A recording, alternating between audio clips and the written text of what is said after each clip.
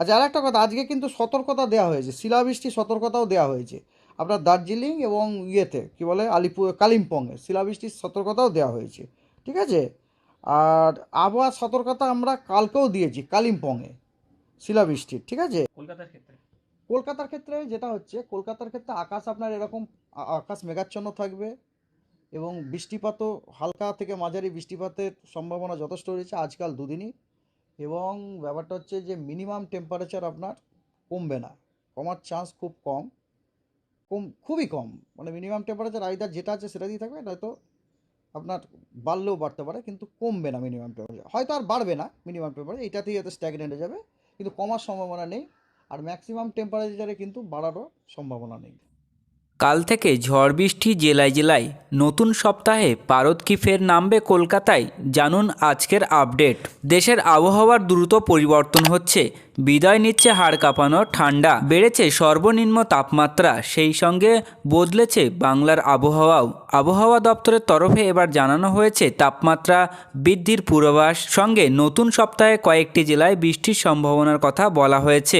এবার নতুন সপ্তাহে ফের জায়গায় জায়গায় বৃষ্টি হতে পারে রাজ্যে। এর জেরে জাঁকিয়ে ঠান্ডা হয়তো আর পড়বে না দক্ষিণবঙ্গে, উত্তরবঙ্গেও বৃষ্টির পূর্বাভাস আছে এর মধ্যে। সোমবার উত্তর চব্বিশ পরগনা, বীরভূম, নদিয়া এবং মুর্শিদাবাদে বৃষ্টি হতে পারে। 6 তারিখ দক্ষিণ চব্বিশ পরগনা, পূর্ব ও পশ্চিম মেদিনীপুরে বৃষ্টি হতে পারে।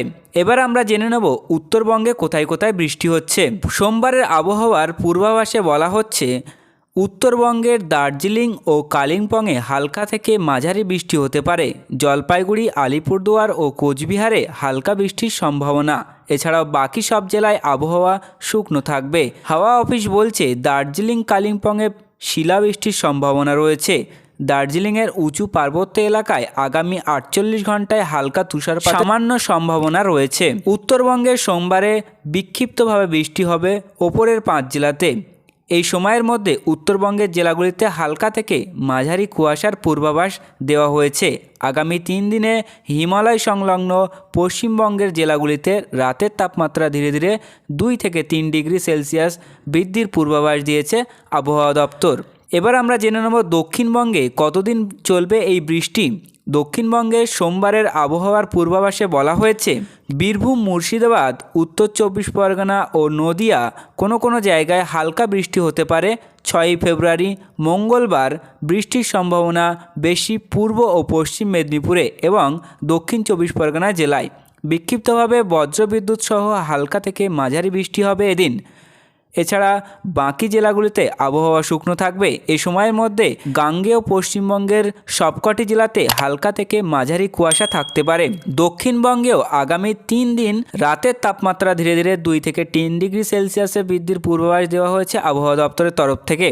কলকাতার আবহাওয়া কী থাকবে? কলকাতাতে ভোরের দিকে কুয়াশা থাকতে পারে কিছুটা, তবে বেলা গড়াতেই আকাশ পরিষ্কার হয়ে যাবে জানিয়েছে আলিপুর আবহাওয়া দপ্তর। সোমবার শহরের সর্বোচ্চ তাপমাত্রা ঘোরাফেরা করবে 26 ডিগ্রি সেলসিয়াসের আশেপাশে, যা কিনা স্বাভাবিকের থেকে 1 ডিগ্রি নিচে। এদিকে 5ই ফেব্রুয়ারি কলকাতার সর্বনিম্ন তাপমাত্রা থাকবে 18 ডিগ্রি সেলসিয়াসের আশেপাশে, স্বাভাবিকের থেকে 3 ডিগ্রি উপরে।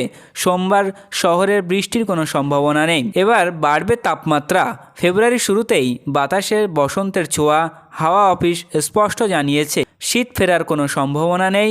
সোমবার থেকে আবারও বাড়বে তাপমাত্রা।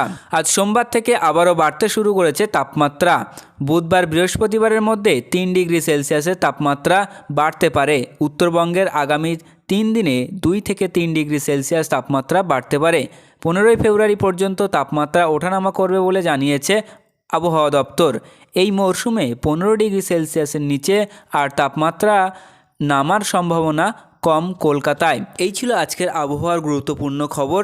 পরবর্তী খবরটি জানতে অবশ্যই ভিডিওটি লাইক করুন এবং চ্যানেলটি সাবস্ক্রাইব করে রাখুন। এবং আপনি কোথা থেকে দেখছেন, আপনার এলাকার আবহাওয়ার কী পরিস্থিতি রয়েছে তা ভিডিওর নিচে কমেন্ট সেকশনে জানিয়ে দিন।